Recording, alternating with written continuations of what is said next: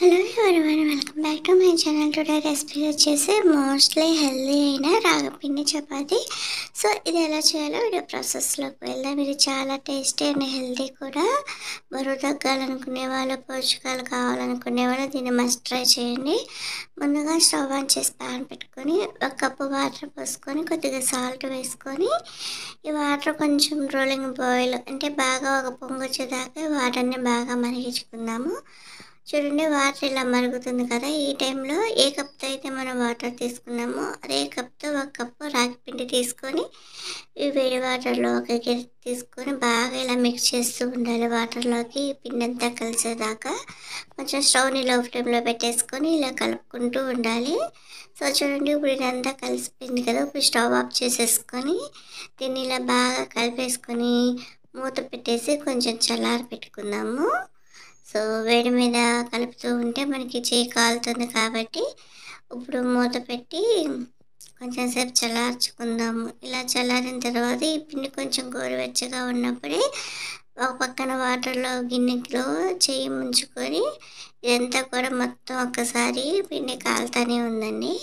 ఇట్లా అంతా కూడా కలుపుకోవాలి. ఎక్కువ అసలు వాటర్ వేయద్దు. ఇలా వాటర్లో 1-2 సార్లు ముంచి చేతిని ఇలా బాగా కలుపుకుందాము. పిండిని ఇలా కలిపేసుకొని మొత్తం సాఫ్ట్ చపాతీ డవ్ లాగా రావాలన్నమాట మనకి.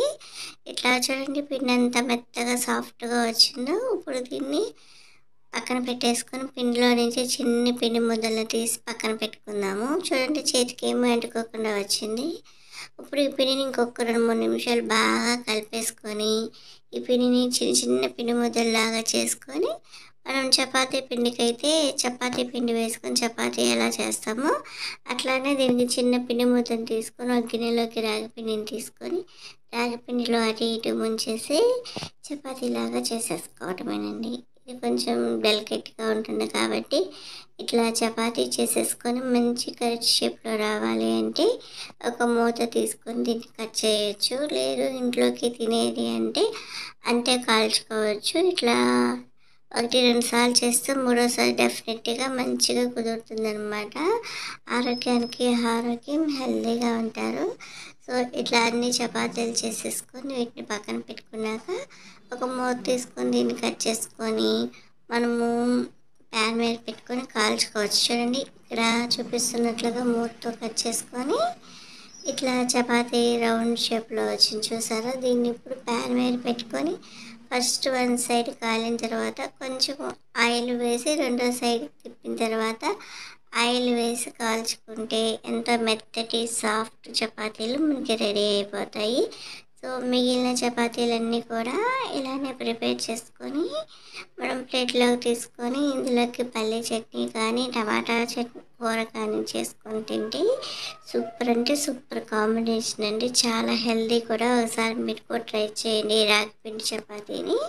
సో ఇలాగే మొత్తం అన్నీ కూడా మూతతోటి తీసేసి చూడండి నేను చక్కగా వచ్చిందో వీటన్నిటిని కాల్చుకొని ఒక ప్లేట్లోకి సర్వింగ్ చేసుకుంటే ఎంతో టేస్టీగా ఉండే మెత్తటి రాగి పిండి చపాతీలు రెడీ అయిపోయింది.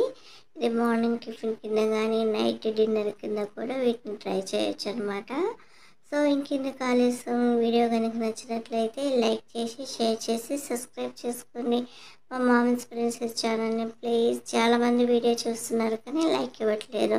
మీరు ఇచ్చే వీడియోకి లైక్ వల్ల వీడియో ఎక్కువ మందికి షేర్ అవుతుంది. చూడండి ఎంత మెత్తగా సాఫ్ట్గా ఉన్నాయో. చల్లారినా కూడా ఇలానే ఉంటాయి. మేము ఇందులోకి టమాటా కూరతో తింటున్నాం. చాలా సూపర్ ఉన్నాయి.